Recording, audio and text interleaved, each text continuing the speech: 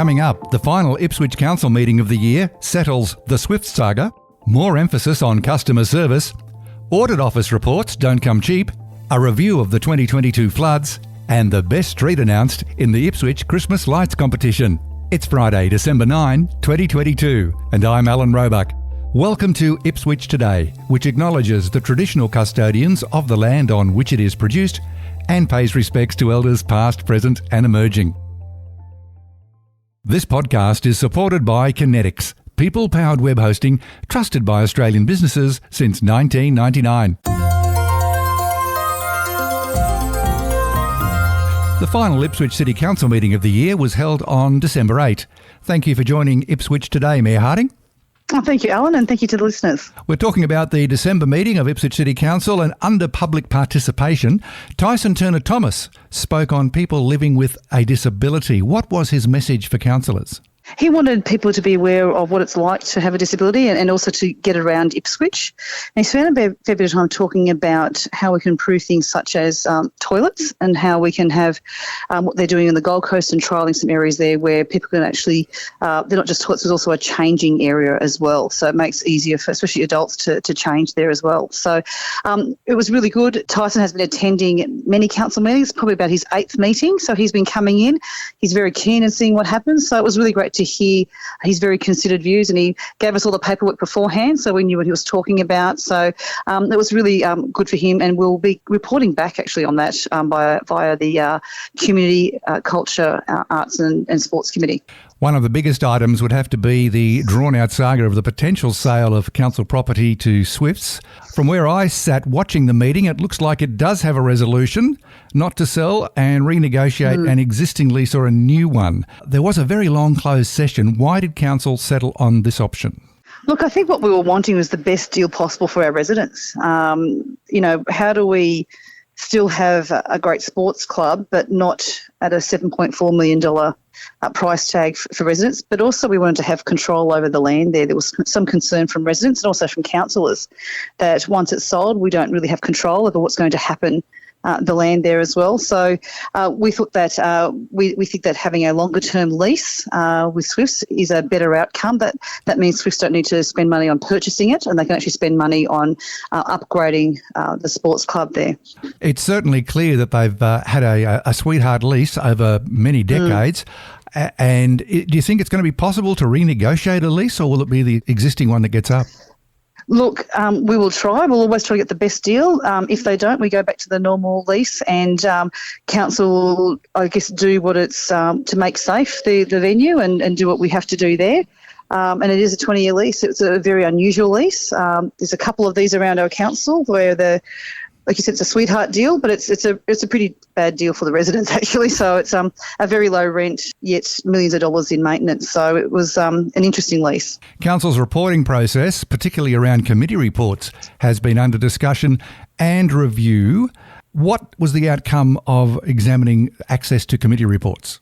There was an additional paragraph added in to the policy, but as was discussed in committee meeting, not much has changed.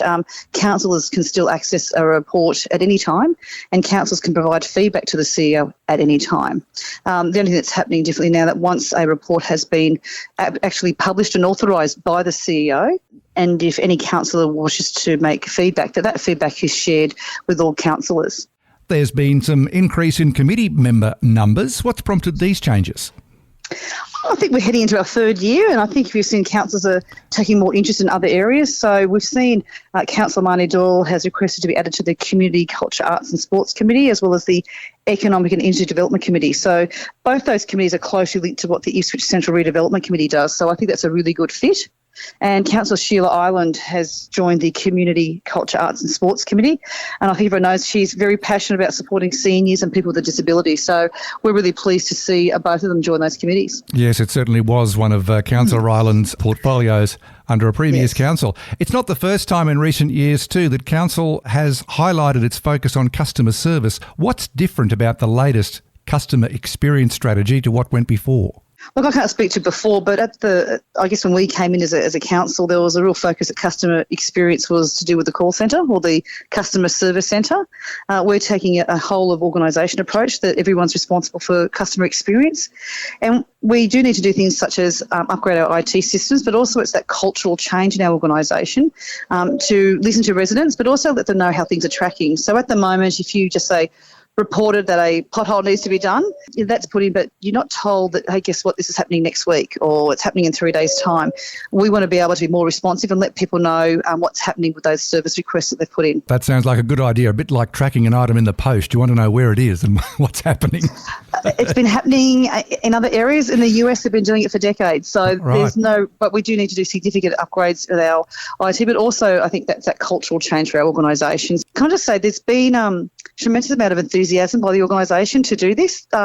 Council officers really do want to serve their community, so it's been one of those ones where people actually really want to improve. So, like I said, it's going to take a bit of investment in IT systems so we can actually track the jobs as we want. But it's a really important part of our core business is to serve our customers better. On to the Economic and Industry Development Committee report. Last month we talked about this. It was a committee with no reports a couple of times in recent months, but this month it has reports but nothing that would be considered serious decision-making. There's plenty of receiver notes. I know that happens across all committees. And one, in fact, is just repeating previous decisions of council. Do you find this odd or time-wasting for councillors if things are being repeated? Look, I thought what was really good about that committee was that we actually approved the economic development strategy for 2023 to 2027. That's a significant achievement for our council. And as the Councillor Johnnick, who's the chair of that committee, has stated, we'll be doing an implementation plan as well. So we've done a fair bit of consultation with the business community. So it would be really good to see how that goes. We need to make sure as our population doubles in Ipswich the next 16 years, we need to have the jobs here as well. So that's a really important piece. I know it may be just one report, but it's something that is really important when it comes to skilling our people, but also finding jobs and getting that and attracting industry here. Tabled at December's meeting was the Queensland Audit Office final report from 2022. It almost went under the radar. It's been released to Council and it is published. Do you think Council's getting value for money when it's got to pay $312,000 for a 5-page report? Look, it's the fees that QAO charge. I think no one likes to pay auditing fees. And I think I've been a member of and also a president of community groups as well. No one ever likes to pay the auditing fees. It's like paying taxes, isn't it? But they have a very vital role, especially in our council and our history. So we really rely on the QAO to provide that external oversight. And it's a really important part of us being a transparent organisation. Do you think it's necessary to have a report every year or is it a legislated requirement? I think it's really important that we do that now. It is part of our routine annual auditing program, and I'd like to see this happening each year. The council meeting heard the latest chapter in the proposed childcare centre at Karalee with the outcome of the Planning and Environment Court appeal against the decision in 2021. Again here, what's changed? Well, the significant things have changed in regards to the floor space, the number of children, the parking, how the sewerage is pumped out. So there was quite a few things that were changed. And I think this is one where our councillors really did listen to residents and we did refuse it based on noise, odour, visual amenity and traffic. But going through the appeals process, I think the residents got a better deal, which council couldn't negotiate with the developer. So I think it's a good thing for the Karalee community. In hindsight, did council or councillors overreact to the concerns of competing business interests in the area? I personally don't think so. I think, council tried to get the best outcome possible with the applicant, but we could only negotiate a certain way by bringing it to the Planning Environment Court. Local residents and the local business got to have their view and they actually got more conditions put on. So it was a good outcome for the community. There's a review tabled of the 2022 flood events.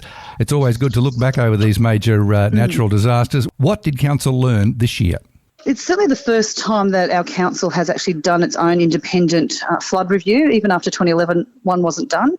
That said, the state government always do one. So the Inspector General Emergency Management always do one, and council always follows those recommendations. What I found really good was with the listening tour is that people actually gave us practical advice. And I think, Alan, if you read it, it was I've never seen, I guess, a review published to that detail. There's quite a bit of operational stuff in there as well, where council's saying, hey, we need to do this better or that better. So I'm looking forward to implementing those recommendations. Some of them will have a budget impact, so I'll certainly be fighting for those in our upcoming budget discussions. And still on the floods, there's further rate concessions for those property owners affected by the flooding earlier this year.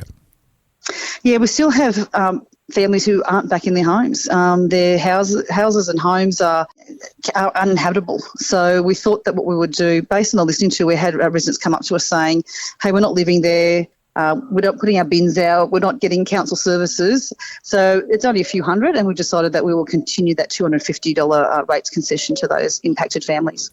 Let's finish on a festive note. Christmas lights, the City of Ipswich Christmas lights competition, and we're very fortunate to coincide with the winners being announced. Please do the big reveal.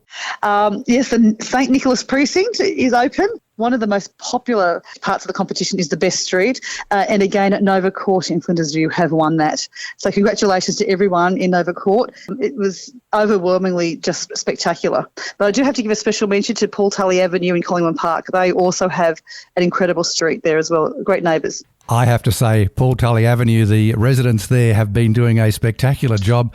Well, I think it's at least 20 years, possibly more. And I don't know whether it still happens, Mayor Harding, but there used to be one house in the street that was fairly dimly lit, and all they had on the house in big Christmas lights was the word Scrooge. I don't know whether it still happens. Great sense of humour. I'm sure you can find out. Well, look, all the best for Christmas and the New Year. And thanks again for talking with Ipswich today. Thank you very much, Alan. Thank you, listeners. As always, don't forget to look for handy links in the show notes, including to Council's minutes and agendas and Council's YouTube channel. Ipswich Today is supported by Kinetics, people-powered web hosting trusted by Australian businesses since 1999. This podcast is also listener-supported. Please make a once-only gift or regular donation to help keep it online. Just go to ipswichtoday.com.au and click the donate button on the homepage to make a payment through PayPal. Follow and stream this podcast from your favourite app, including iHeartRadio and Amazon Music, or play Ipswich Today on smart speakers. Music is supplied by Purple Planet Music. This is Alan Roebuck. Thank you for listening.